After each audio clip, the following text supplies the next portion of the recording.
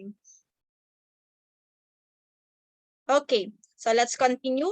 So that is about the Rizal Law or the Republic Act 1425. Okay, do you have any question about the Rizal Law or the Republic Act 1425? Any question?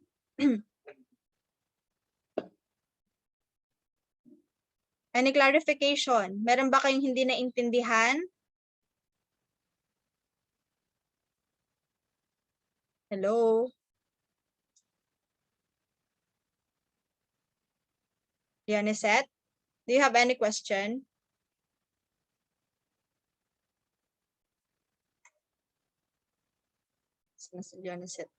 How about Pia? Wala naman po. Okay, Mike? Ako, ma'am. What is it, Leonicet? Do you have question? Gusto ko po ma'am malaman kung ano po yung ginawa para yung opposing team at saka yung sila Jose Laurel para sila po ay magkasundo dun sa law. Okay. Opo. So maybe we can discuss that soon, okay? So maybe after the nation and nationalism, okay? Okay po, ma'am. Okay. So paano sila nagkasundo? Okay, so we will discuss that on our next meeting. How about the others?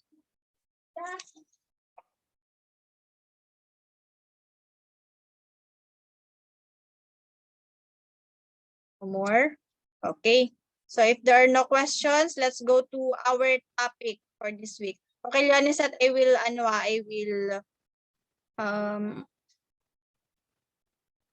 will put it in my reminder so that next week or on our next meeting we can discuss that. Okay? Okay, ma'am. Thank you po. Okay, so let's have. Okay, so our topic this week is about nation and nationalism.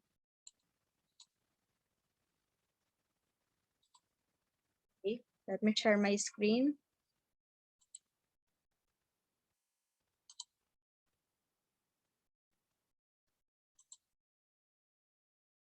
Okay, so nation and nationalism, what are our learning objectives? Can you read, please, Darrell?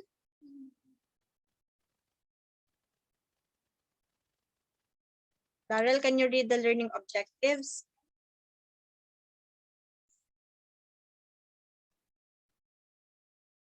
Hello? Okay, how about Paul? Paul, can you read?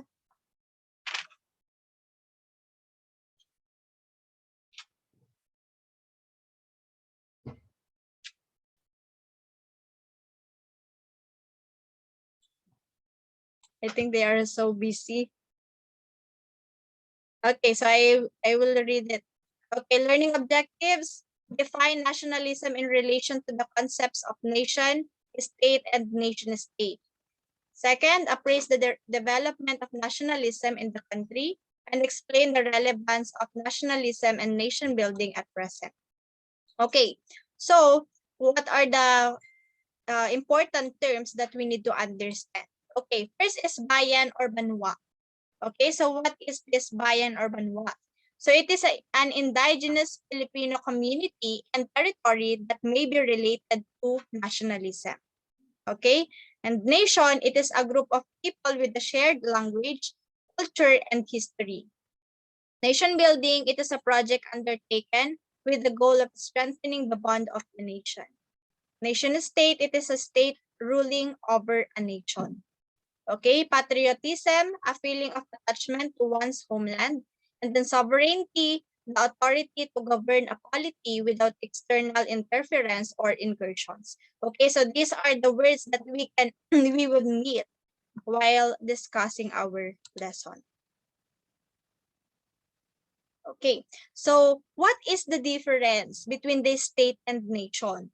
Okay, so let's watch this video, this short video, and let us know what is the difference between the state and nation.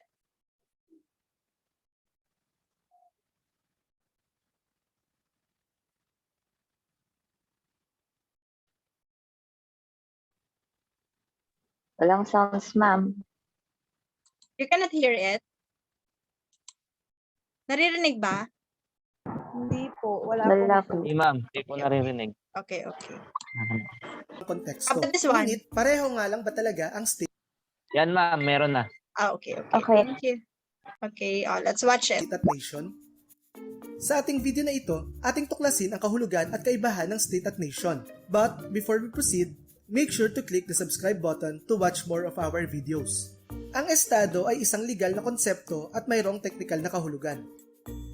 Ang estado ay komunidad ng tao na may sapat na bilang upang suportahan ang kanyang sarili, permanenteng umuukupa ng isang tiyak na bahagi ng daigdig, malaya sa panlabas na kontrol, at may pamahalaan na sinusunod ng mga naninirahan dito.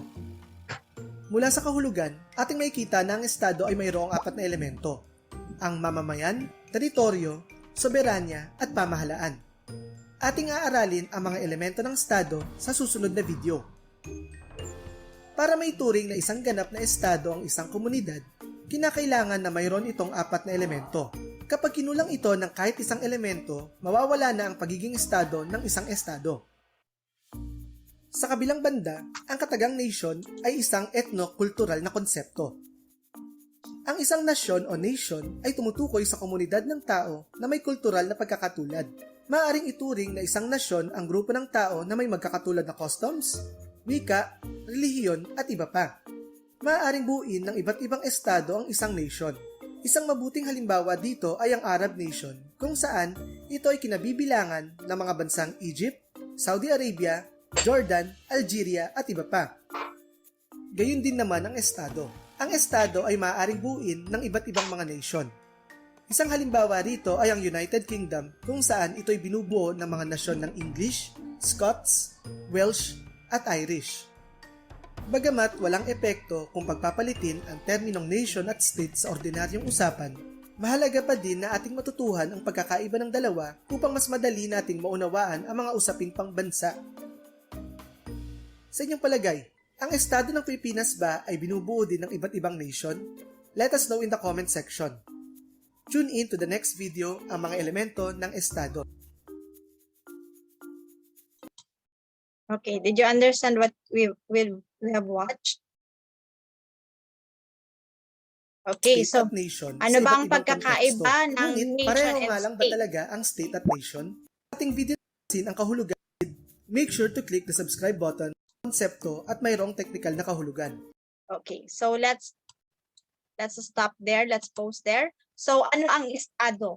Okay, so ang estado ay isang legal na konsepto at may technical na kahulugan. Okay, paano natin matatawag ng isang bansa ay isang estado? Okay. Ang estado ay Sige. komunidad ng tao na may sapat na bilang upang suportahan ang kanyang sarili, permanenteng umuukupa ng isang tiyak na bahagi ng daigdig, malaya sa panlabas na kontrol, at may pamahalaan na sinusunod ng mga naninirahan dito. Okay. What do we mean by that? What's the meaning of state? Paano natin matatawag ang isang bansa na estado?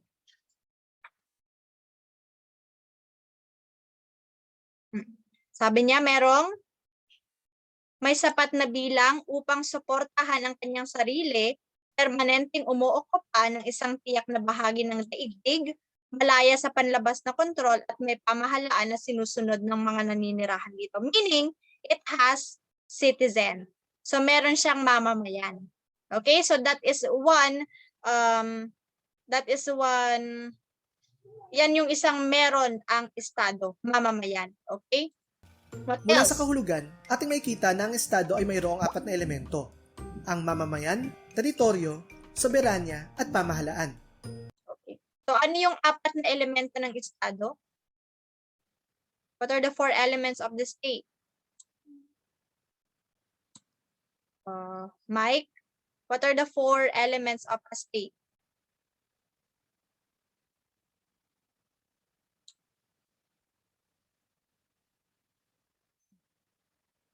Are still there?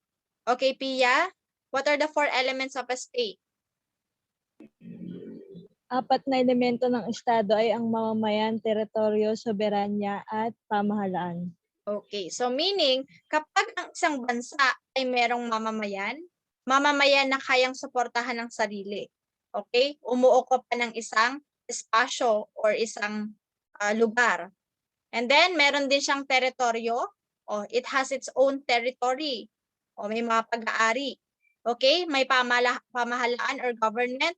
At merong soberanya or sovereignty or the supreme power.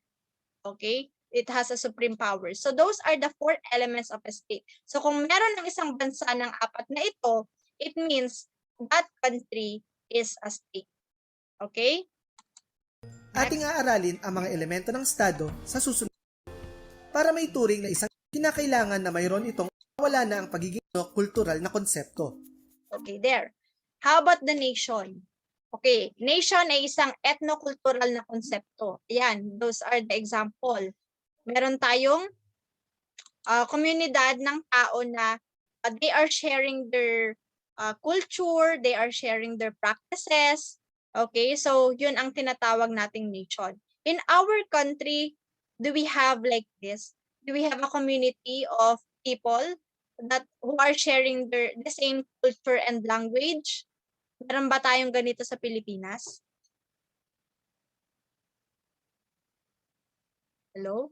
Meron ba tayong ganito sa Pilipinas? Do we have a community of people who are sharing the same culture and language? You can just click thumbs up.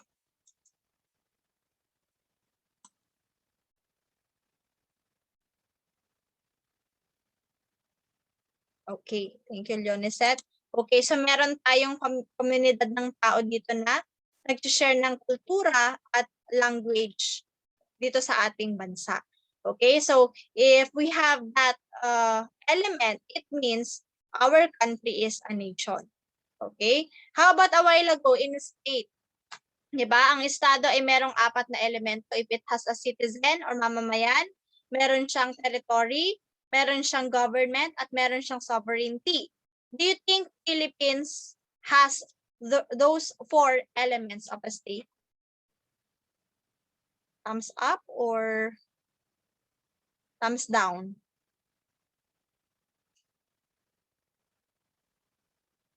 Okay, yes. Okay, correct, Pia. So meaning, Philippines is a state, Philippines is a nation. Okay, malalaman natin mamaya. Ano ba ang Pilipinas? Nation ba siya or state? Okay. Tukoy sa komunidad ng tao, ang grupo ng tao na maaaring buuin ng iba't at iba pa. Ayan, religion, Maaaring buuin ng customs. iba't ibang estado ang isang nation.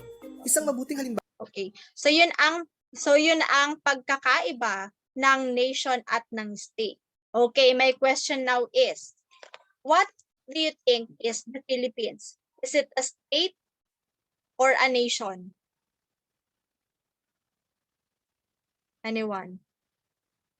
You can use the chat box kung nahihiya kayong salita, mag-unmute. Okay, is it a state or a nation?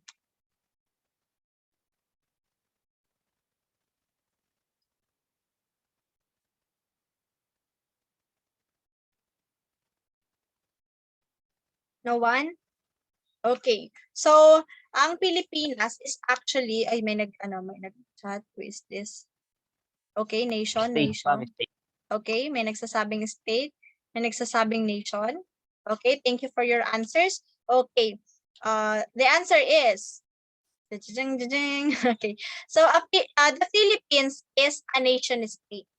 Okay, so it is a nation since there is a community of people who are sharing their culture, practices, their religion. Okay, that's why it is a nation. Okay, it is also a state. It's because it has those 4 elements of a state. It is a state, I mean, okay? Because it has 4 elements of the state, which is the citizen, territory, government, and sovereignty. So meaning, Philippines is a nation state. Okay? Ang Pilipinas ay isang nation state. Did you get it? So meron din tayong batas, meron tayong law, meron tayong policies. Okay? So those are the elements that the Philippines have. That's why Philippines is called a nation state. Okay? Did you get it? Okay, so here it is just a definition coming from the video. So a nation is a community of people who are sharing cultural practices, languages, religion or belief system, and historical experience, to name a few. Okay? While a state, it is a political entity that has sovereignty over a defined territory. Meron bang territory ang Pilipinas? Do we have a territory? Meron ba tayong Yes, pag-aari? ma'am. Okay, what is it? Particularly? Diba? Madalas nating pag-awayan ng mga China. Mga lupa, ma'am. What? Okay, it can, what else? Yung pinag-aawayan natin. Mga sea, ma'am. Mga Yes, anong dagat, ma'am. Okay, dagat, yes. What particular sea is that? South China Sea. Okay, and West Philippine Sea, right? Scarborough Shoal. Yes, Okay, so yun yung pag-aari ng Pilipinas. Okay? So that's why we are considered as a state. So meron tayong teritoryo. States also have laws. Meron tayong batas, of course. Katatapos nga lang natin diniscuss yung isa. It's a Rizal Law, right? It's the Republic Act 1425. So meaning, it's also an element of a state. Okay, we have taxations, we have a government, we have a bureaucracy. Okay, so all of those, or the Philippines has all of those elements. Okay, that's why we are considered as a state. Okay, so a nation state is a fusion of the elements of a nation and a state. Okay, so kung meron tayong yung characteristics ng nation is meron tayo, and then yung characteristics ng state is meron din tayo, it means we are a nation state. Did you understand? Yes, ma'am. Okay, thank you. Yes. So, okay, very good. Okay, so what are the theories about the roots of the nation? Okay, so meron tayo ditong terms. The first one is primordialism. It argues that a national identity has always existed and nations have ethnic cores. Okay, so that is what we mean by primordialism. Okay, take note of this, it is part of your long quiz. Okay, number 2, we have modernity. It states that nation, national identity, and nationalism are products of the modern condition. Okay, number 3, constructivist approach. It is a very influential explanation. It maintains that nationalism is socially constructed and imagined by people who identify with a group. Okay? So, meron din tayong 2 indigenous intellectual movements that introduced the concepts of kapwa and bayan. Okay? So, meron tayong dalawang samahan. Okay? Na it introduced the concept of nakikipagkapwa and bayan. Okay, we have the Psikolohiyang Pilipino at ang bagong kasaysayan. Let's make it quick. Masyado na tayo atang overtime. Is it okay? Okay. Next, kapwa Okay is lang, ma'am. Okay, thank you. Kapwa is an important concept in the country's social relations, and in the formation and strengthening of social relations, the kapwa concept supports the notion of unity and harmony in a community. Okay? So, yung kapwa, kaya pag sinabi nating kapwa, makipagkapwa-tao ka. So, it is very important in our social relations, right? So, kapag hindi ka marunong makipagkapwa-tao, masasabi mo bang isa kang mabuting Pilipino, isa kang mabuting tao? Of course not. Okay? Because it strengthens the social relations. Okay? It also lead us to unity and harmony in a community. Okay? Okay, pantayong pananaw. It is also a major movement in the indigenization campaign led by Bagong Kasaysayan, which was founded by Zeus Salazar. Okay, take note, the Bagong Kasaysayan was founded by Zeus Salazar. Okay, and then the Bayan or Banwa, okay, we already explained that a while ago. So it is a territory where the people live. So it is a community. Okay? Okay, do you have any question about our topic today? So we don't have any activity except for the quiz. Okay, so after this discussion, you will have a quiz and it is already posted in the Google Classroom. Don't worry, I gave you 1 week to answer that quiz. Okay, but you are just allowed to take the quiz once. Okay, you are not allowed to take the quiz as many times as you want. Okay, do you have any question, class? Do you have any question? Wala po. Okay, so No, ma'am. okay, thank you. So the quiz is posted in the Google Classroom. That's yung sinabi ko kanina, like what I've said. Okay, so thank you for listening for today's lesson. So, but wait ha, I just want others to introduce themselves. I think, isa lang. Ay, si Daryl and Tia, right? Ang hindi Yes, pala. ma'am. Sila na lang po. Okay. So, Pia, can you introduce yourself first? Can you open your camera and then introduce yourself? Tell me your name, your age, where are you from? O, yun na lang. Hello po. Hello. Good afternoon, ma'am. Hello, good My afternoon. name is Pia Elagan Baracchio. I'm 25 years old po from Uyong, Labrador, Pangasinan. From Labrador. Okay, nice meeting you, Pia. Nice meeting you you. po. How about Daryl?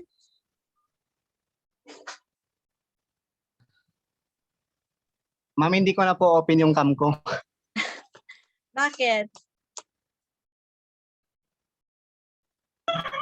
Nahiya po ako, ma'am. Nahihiya ka? Okay, sige. Please introduce yourself. Hello, ma'am. My name is Daryl Manawis from Dewi, Bulinaw, Pangasinan. Oh, I'm from 19 years old. Yun lang po. Magkalapit, ano lang tayo, magkalapit bayan lang tayo. I'm from Anda. Anda, Pangkaanda. Yeah. Okay. So before we end our meeting, I just want to tell you first some of the rules and regulations in our class, especially when we have our synchronous or online class. Okay. So if you have a synchronous class, just like what I've said in the Google Classroom, please join 5 minutes before the scheduled time. Okay? So, I know we are all busy, pero sana bigyan natin ng konting time yung ating meeting in our synchronous class. Okay? Kasi hindi tayo weekly or hindi tayo lagi nag-meet. Okay? So, if we have a synchronous class, I will be informing you 1 week before the meeting. Okay? So 1 week pa lang, alam niyo na may meeting tayo. Okay? Pwede tayong mag-set ng ng reminders. Okay? Ng alarm like that, okay? So that we can attend on time. Okay? If you have questions, use the chat box or raise your hand before unmuting. And you're all responsible about that naman. If you weren't able to join the meeting will be recorded and be posted in the Google Classroom so that everybody can watch the recorded video of the discussion. Sinabi ko na yun kanina sa mga nauna na nakapag-join. Okay? So recorded itong meeting natin so that your classmates who weren't able to attend the meeting can still watch it. Okay? Ipopost ko siya sa YouTube and then I will just share the link and then mapapanood nyo na siya. Ipopost ko siya sa Google Classroom. Okay, in submitting and complying activities, tasks, quizzes, and assignments, please be responsible. I know you are all responsible because you are already college. So submit your answers on or before the deadline. Okay, because there will be a deduction of points if you didn't submit it on time. Okay, and take note, 1 day will have a deduction of points. Kapag 2 days na, there's another deduction of point. 3 days and so on and so forth. Maraming deduction of points na ang matatanggap ninyo. Okay, so I'm strictly implementing that. Please submit your task or activities on time. Okay? And then, of course, your grades, na send ko na yun sa Google Classroom. class participation, attendance, quizzes, exams, values, and portfolio. Portfolio or project, okay? So at the end of the semester or before the midterm exam, so meron akong ipapagawang project or it's just a simple project naman. It's very easy to make. Okay, and that is also a basis, my basis in computing your grades. Okay? So do you have any question? None, ma'am. None, ma'am. Okay, thank you. So I'm glad Wala na po, ma'am. BSCS first year BSCS. Okay, computer science. ma'am. Okay. So thank you everyone. Goodbye. Thank you, ma'am. Thank you, ma'am. Thank you, ma'am. Bye.